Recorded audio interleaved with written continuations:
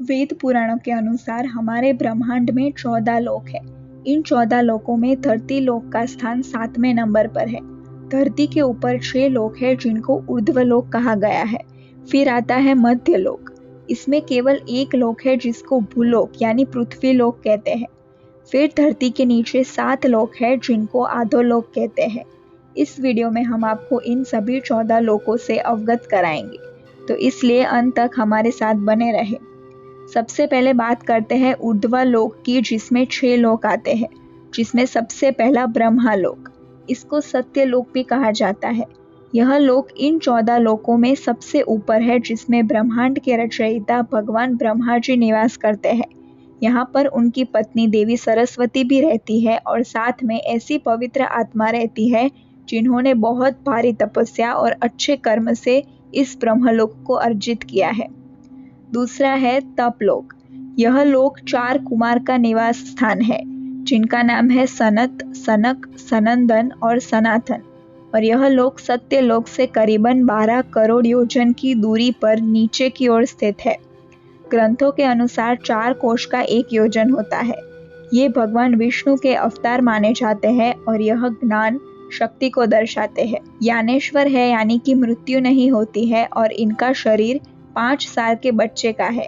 अपनी पवित्रता और साफ मन के कारण इनको हर लोक में जाने की अनुमति है। साथ ही साथ इनको भगवान विष्णु के निवास स्थान वैकुंठ धाम जाने की भी अनुमति है। यहाँ पर यह सिर्फ तपस्या करते हैं, इसलिए इस जगह को तपलोक कहा जाता है। तीसरा है जनक लोक। तपलोक से 8 करोड़ योजन नीचे जनक लोक है और यहाँ पर विराज नामक देवगण का निवास स्थान है। चौथा है महर लोक। जनक लोक से 2 करोड़ योजन नीचे महर लोक है। इसको ऋषि मुनियों का घर कहा जाता है। यहाँ पर निवास करने वाले ऋषि मुनि भूलोक और सतलोक में आने जाने की शक्ति रखते हैं। वे इच्छा अनुसार कहीं भी आ जा सकते हैं। यहाँ पर रहने वालों की आयु ब्रह्मा जी के 1 दिन के बराबर है, जो कि मनुष्य की उम्र के हिसाब से 432 करोड़ साल मानी गई है। पांचवा है स्वर्गलोक। यह लोक महर लोक से 80,000 योजन नीचे है। यहाँ देवताओं का वास माना गया है, जिसके राजा इंद्रदेव है। वे यहाँ गंधर्व, अप्सरा, मारुत और अन्य शक्तियों के साथ रहते हैं।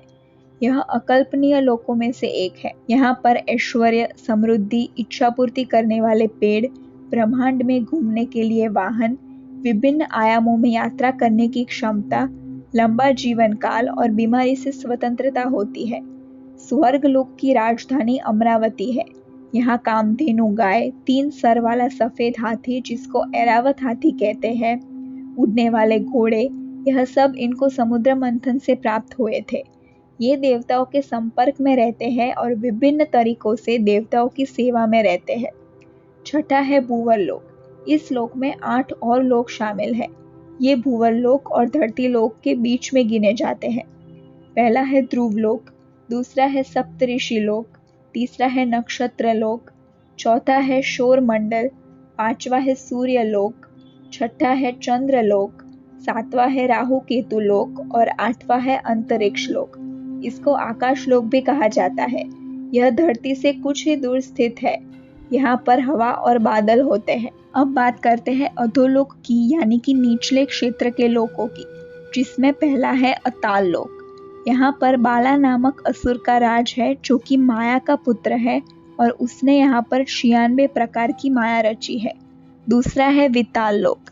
यहाँ पर भगवान शिव का एक रूप अपने पार्षद भूतों के साथ रहता है और इनको हटकेश्वर कहा जाता है। यहाँ पर अटकी नामक नदी बहती है। इस नदी में सोना बहता है, इसलिए यहाँ के लोग सोने से सजे हुए रहते हैं। तीसरा है सुताल लोक। यहाँ पर राजा बलि निवास करते हैं। इनको राक्षस की श्रेणी में सबसे पवित्र राक्षस माना जाता है। सुताल लोक का निर्माण भगवान विश्वकर्मा ने किया था।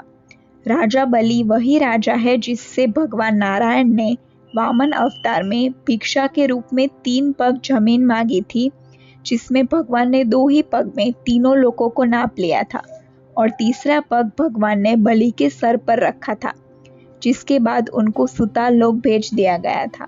इतने बड़े दानी होने के कारण भगवान विष्णु उनसे प्रसन्न हुए थे। चौथा है तलताल लोक। यहाँ मायासुर निवास करता है। यह असुरों के वास्तुकार माने जाते हैं। इनको अनेक प्रकार की माया का ज्ञान है और इनके जादू को मायाजाल भी कहा जाता है। 5वां है महाताल लोक। इस स्थान पर कश्यप ऋषि के पत्नी कद्रु से उत्पन्न हुए अनेक सर वाले सर्पों का समुदाय रहता है, जिनमें करकोटक, तक्षक, कालिया आदि नाम के नाग निवास करते हैं। रसताल लोक, इसको राक्षसों का घर भी कहा जाता है। यहाँ पर शक्तिशाली राक्षस और दैत्य निवास करते हैं। यहाँ पर रहने वाले राक्षस देवताओं के पक्के दुश्मन होते हैं। 6ठा है पाताल लोक। यहाँ पर सैन्य कुल की महासैन्या सोहित, धनंजय, धृतराष्ट्र, संघसुर, तंपल, अत्तल आदि बड़े क्रोधित और बड़े बड़े फनों वाले नाग रहते हैं। यहाँ के नागराज वासुकी है और वे यहाँ की राजधानी भोगवती में निवास करते हैं। एक बार नारद जी पाताल लोक से स्वर्ग लोक गए थे और वहां आकर बताया कि पाताल लोक तो स्वर्ग लोक से भी ज्यादा सुंदर है। यहाँ पर सूरज की रोशनी ना होने के कारण भी उनके मस्तक में लगी मणियां इतना प्रकाश करती है कि यहाँ पर प्रकाश की कभी कमी नहीं होती और यहाँ पर सुंदर नदियाँ, सरोवर और कमलों का वन भी है। पाताल लोक से नीचे भी 2 लोक है जो कि अस्थायी है। इसमें पहला है पितृलोक। इस स्थान पर हमारे पूर्वज वास करते हैं। जो आत्मा मरने के पश्चात पूजनीय हो जाती है वो यहीं पर आती है।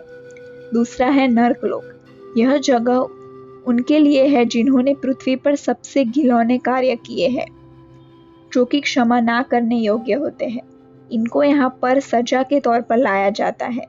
नर्कलोक सूर्यपुत्र यमराज के यमलोक के अधीन आता है, जहाँ वो अपने सहायक चित्रगुप्त की सहायता से मनुष्य को उनके कर्मों के अनुसार फल देते हैं। तो ये थे सभी लोक जो कि सनातन धर्म में वर्णित है। अब आप सोच रहे होंगे कि वैकुंठ लोक का नाम क्यों नहीं आया। वैकुंठ लोक जो कि भगवान विष्णु का निवास स्थान है, इसको आध्यात्मिक लोक कहते हैं, जो कि 14 लोकों में नहीं आता। इन 14 लोकों में भौतिक संसार यानी कि मटीरियल वर्ल्ड आते हैं और इस मटीरियल रैम के अंदर करोड़ों अरबों यूनिवर्स यानी ब्रह्मांड होते हैं। इन सभी ब्रह्मांडों में अपने अपने लोक होते हैं, इसलिए वैकुंठ लोक को इन 14 लोकों में नहीं गिना जाता और केवल मोक्ष मिलने के पश्चात ही कोई आत्मा इस लोक तक पहुंच सकती है या भगवान विष्णु की परम कृपा हो तभी पहुंचा जा सकता है। दोस्तों, इसी प्रकार अपना नॉलेज बढ़ाने के लिए हमारे चैनल फैक्ट्स विद हिस्ट्री को सब्सक्राइब करें।